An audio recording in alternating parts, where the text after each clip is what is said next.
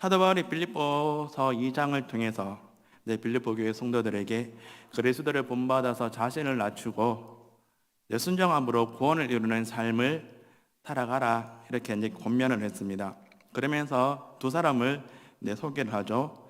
디모데와 에바브로디도, 이 두 사람을 소개를 합니다.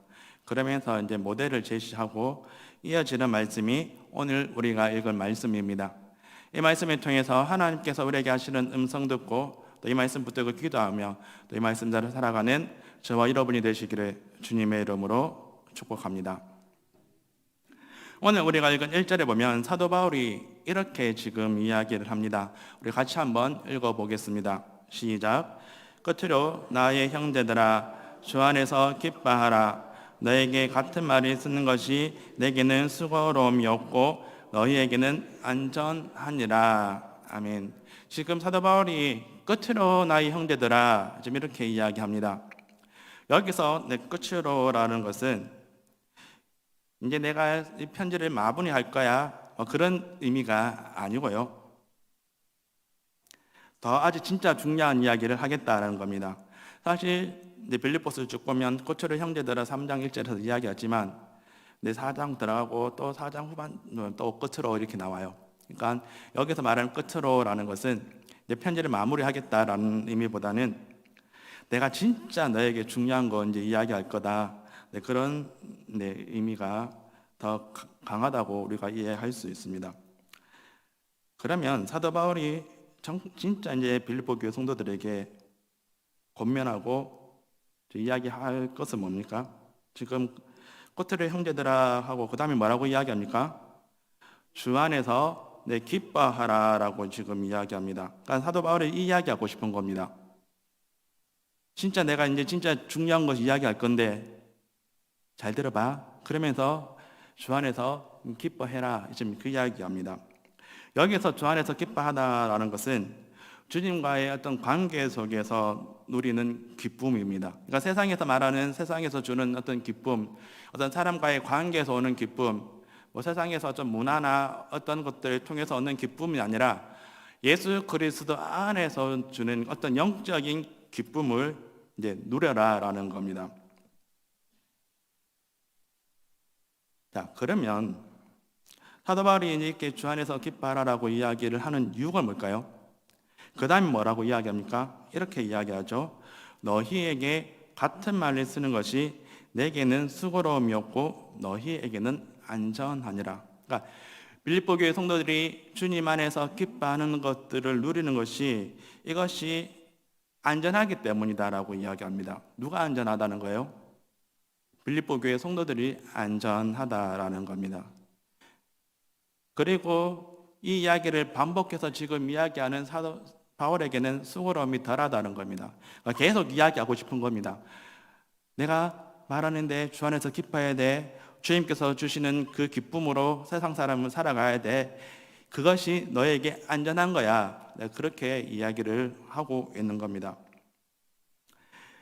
이 말씀을 통해서 하나님께서 우리에게 하시는 말씀도 마찬가지입니다. 하나님께서 오늘 말씀을 통해서 우리에게 이렇게 말합니다.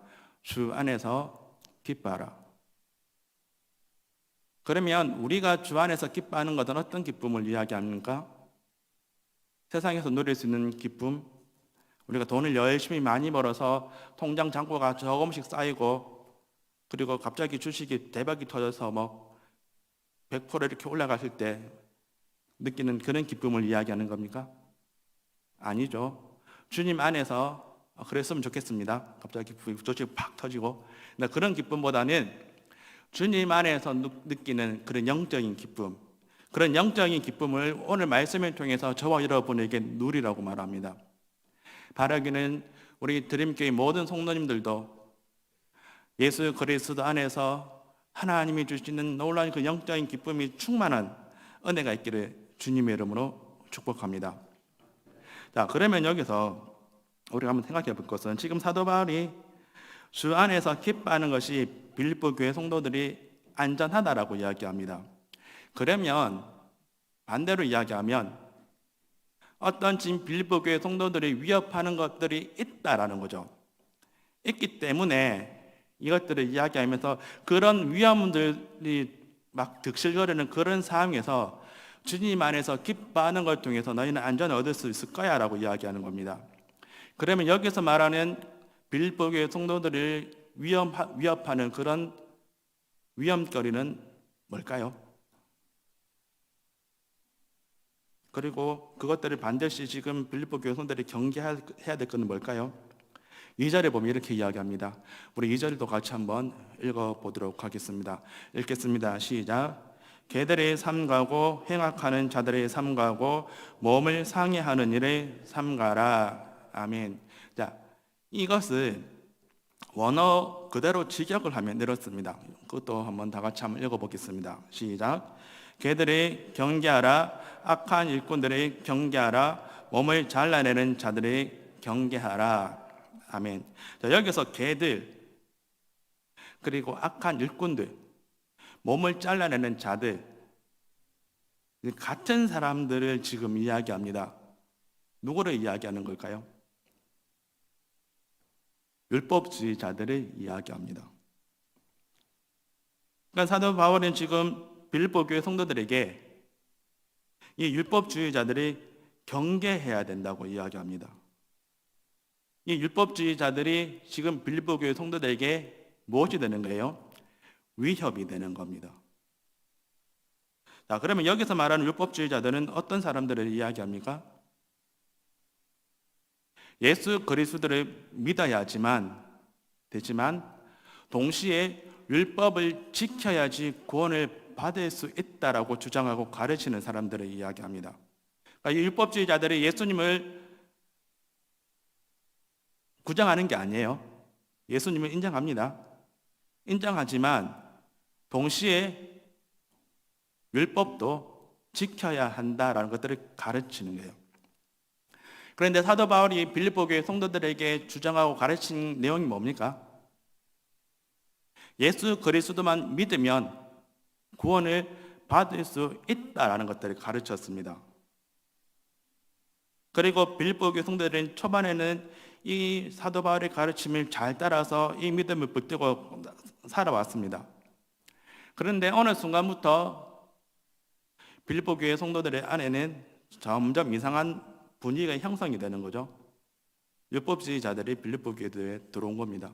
그러면서 이 사람들이 이야기하는 게 뭐냐면, 그렇지, 예수 믿어야 돼. 예수님께서 십자가에 달려 돌아가셨다가 다시 살아나는 거 하는 거 믿어야 해. 그래야지 구원을 받을 수 있어. 그런데 그게 다가 아니야. 거기서 하나 더 해야 돼. 그게 뭐냐면 율법을 지켜야 돼. 할례를 받아야 되고, 그리고 뭐 여러 가지 있지 않습니까? 그런 율법들을 지켜야 된다는 겁니다. 그래서 사도 바울은 이런 이야기 듣고 이제 편지를 쓰면서 이야기합니다. 이 율법주의자들을 경계해야 한다고 이야기합니다. 그러면서 사도 바울 자신의 이야기를 합니다. 자신도 예전에 율법주의에 굉장히 심취한 때가 있었다라는 것들을 이야기합니다. 그게 4절에서 6절입니다. 우리 4절에서 6절을 우리 다 같이 한번 읽어보도록 하겠습니다. 읽겠습니다. 시작. 그러나 나도 육체를 신뢰할 만하며 만일 누구든지 다른 이가 육체를 신뢰할 만한 것이 있는 줄로 생각하면 나는 더욱 그러하리니 나는 8일 만에 할례를 받고 이스라엘 족속이요 베냐민 지파요 히브리인 중에 히브리인이요 율법으로는 바리새인이요 열심으로는 교회를 박해하고 율법의 의로는 흠이 없는 자라. 아멘. 자, 이 부분에서 지금 사도 바울이 자신도 예전에 율법에 굉장히 심취한 율법주의자였다라는 것들을 이야기하면서 자신이 태어난 지 8일 만에 할례 받았다라고 이야기합니다. 베냐민 지파의 출신이고요. 율법으로는 바리새인이다 분명하게 이야기합니다. 그리고 굉장히 율법이 열심이었는데 그 율법에 대한 열심이 어디까지 이어졌냐면 교회를 박해하고 성도를 박해하는 것까지 나아갔다라고 이야기합니다. 사도행전에는 사도 바울이 그 당시 율법에 한참 이렇게 심취하고 있을 때 율법 학자로서 최고라고 불리는 가마리엘의 제자였다까지 이야기합니다. 율법으로는 자신이 최고라고 해도 될 만큼 자부심을 느낀 적이 있었다라고 지금 이야기합니다. 그런데 이런 사도 바울이 시간이 지나고 예수를 만난 후에 자신의 삶이 바뀌어졌다라고 이야기합니다. 왜냐하면 율법을 자랑하고 지키는 것이 참된 구원의 근거가 되는 게 아니라, 율법을 지키고 그것을 자랑하는 것이 자신에게 구원을 주는 것이 아니라 바로 예수 그리스도를 믿는 그 믿음만이 자신에게 구원을 준다라는 것들을 깨달았기 때문입니다. 그래서 사도 바울이 빌립보 교회 성도들에게 이렇게 이야기합니다. 율법주의자들의 가르침에 경계하고 주의하라. 그들의 삼가하고 몸을 일부를 잘라내는 그 사람들의 행위를 지키지 말고 따르지 말고 그 사람들을 조심하라고 이야기합니다. 그런데 이런 모습들이 우리에게는 해당되지 않는 말일까요?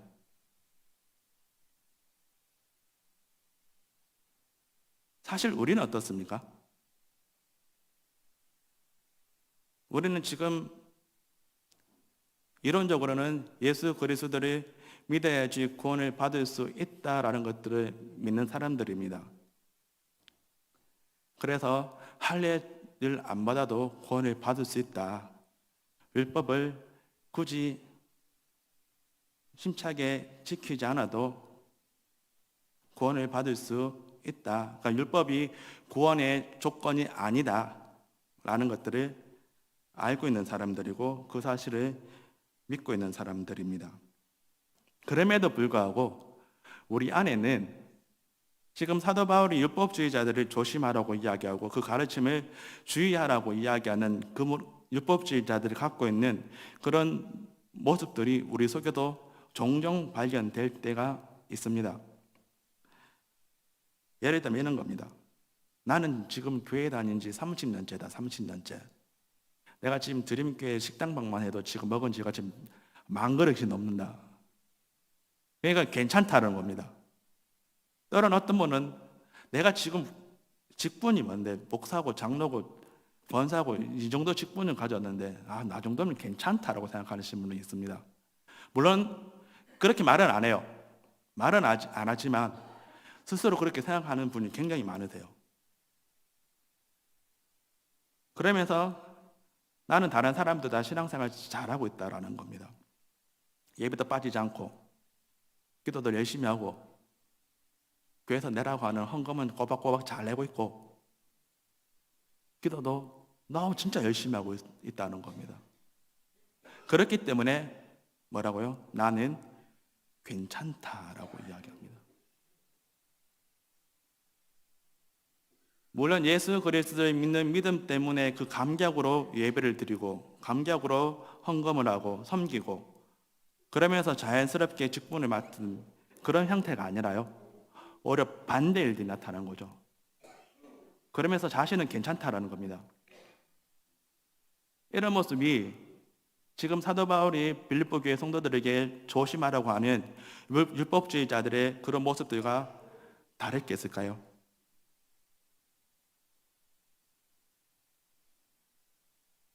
사도 바울이 자신도 이런 율법주의를 그렇게 심취하면서 그렇게 살아왔다라고 이야기하지만, 그런데 결국 사도 바울은 뭐라고 이야기하냐면 이런 자신의 모습들이 다 쓸모없다라고 이야기합니다. 이런 자신의 모습들이 다 헛된 것들이었다라고 이야기합니다.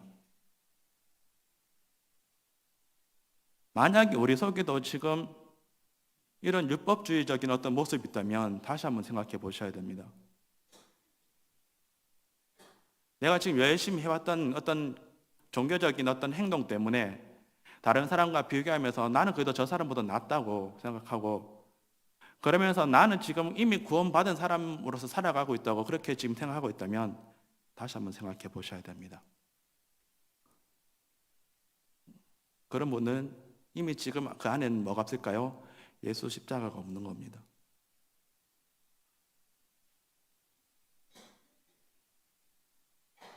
자, 지금 사도 바울의 이야기가 다시 나옵니다. 자신이 이제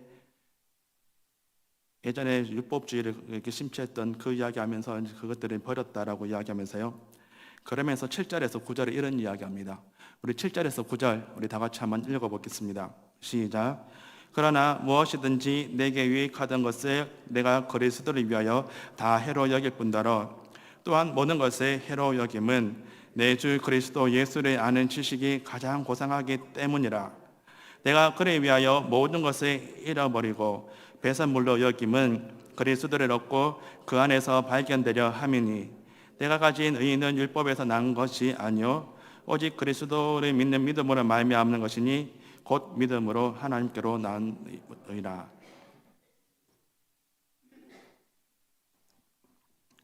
이 말씀에서 사도 바울은 자신이 따라왔던 율법주의를 다 해로 여길 뿐더러 또한 모든 것을 해로 여김은이라고 이야기합니다. 앞에서 말하는 다 해로 여겼다라는 것은 예수 그리스도를 만나고 구원을 받은 후 자신이 믿고 따라왔던 율법주의를 더 이상 자신의 유익한 것으로 여기지 않는다라는 겁니다. 그러니까 뒤에 따르는 또한 모든 것을 해로 여긴다는 것은 예수를 만난 그때뿐만 아니라 지금도 자신은 그렇게 생각하고 있고 예수 그리스도와 비교해보면 다른 어떤 것들은 자신이 따를 만한 가치가 없는 거라고 지금 생각하고 있는 겁니다. 그리고 배설물로 여겼다라는 것은 예수 그리스도를 알고 나서 믿고 나서부터 자신이 이때까지 믿고 따라왔던 것, 자랑했던 것, 자신이 생각하기에는 이가 최고라고 최선이라고 생각했던 그 모든 것들이 이제 더 이상 가치가 없는 것으로 지금 여기고 있다라는 겁니다.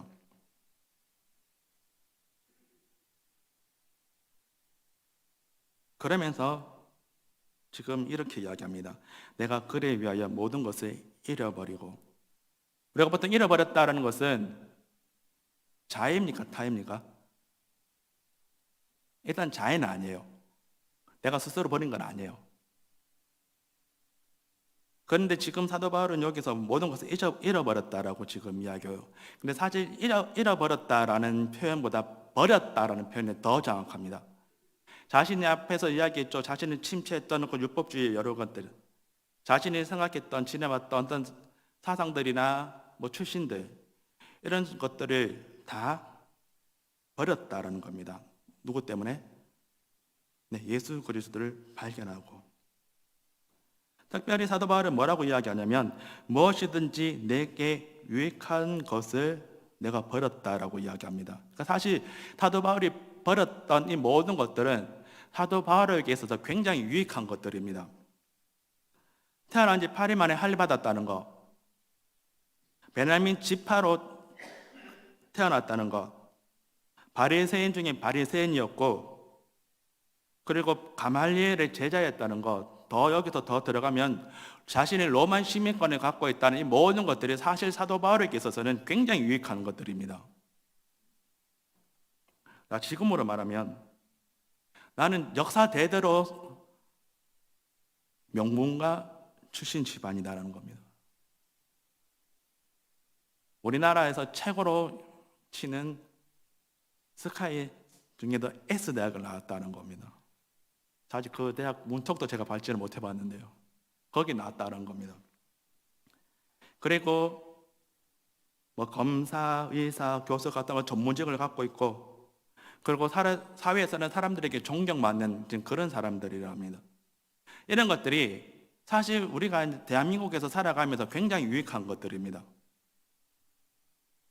그런데 지금 사도 바울은 이런 것들을 모두 버렸다라고 이야기합니다. 자신이 평생 자랑했던 이런 것들을 더 이상은 자랑하지 않게 되었다라는 겁니다. 그것이 어떻게 보면 자신이 이때까지 실험에서 살아왔던 최고의 가치였는데, 그런데 이제는 그렇지 않다라는 겁니다. 그리고 이렇게 고백하는 이유는 바로 단 하나입니다. 예수 그리스도 십자가의 가치를 발견했기 때문이다라고 말합니다. 그래서 사도 바울은 이렇게 고백합니다. 내 주 그리스도 예수를 아는 지식이 가장 고상하기 때문이다. 그리스도를 얻고 그 안에서 발견되려 함이니 내가 가진 의는 율법에서 난 것이 아니요 오직 그리스도의 믿음으로 말미암는 것이니 곧 믿음으로 하나님께로부터 난 자신이 이때까지 붙들고 살아왔고 자랑하면서 최고라고 생각했던 그 모든 것들을 대신에 진짜 최고의 가치를 자신이 발견했다라는 겁니다. 그리고 그 최고의 가치가 바로 예수 그리스도 십자가라는 겁니다.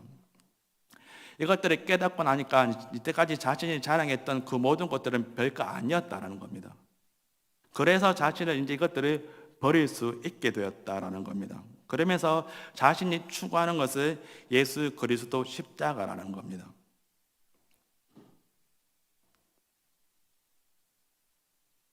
결국 사도 바울은 내가 무엇을 이뤘는가 자랑하는 인생에서 예수 그리스도를 얻고 나서 예수 그리스도를 자랑하면서 예수 그리스도를 가장 큰 가치로 여기는 그런 사람이 되었다라는 겁니다.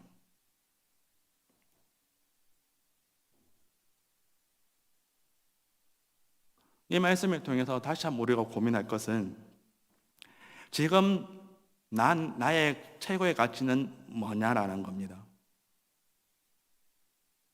지금 내가 생각하기에 내가 지금 최고라고 여기는 그 가치는 뭐냐라는 겁니다. 사실 사도 바울이 제일 앞에서 오늘 그 초반에서 이런 이야기 했죠. 주 안에서 기뻐하라. 그러면서 하나님께서 동일하게 우리에게 똑같은 말씀하신다. 주 안에서 기뻐하라는 말씀하신다. 그러면 물어보겠습니다. 여러분은 지금 주 안에서 기뻐하는 삶을 살고 계십니까? 예수 그리스도와 교제하면서 교통하면서 그 안에서 하나님께서 주시는 그 기쁨의 충만함을 살고 있냐라는 겁니다.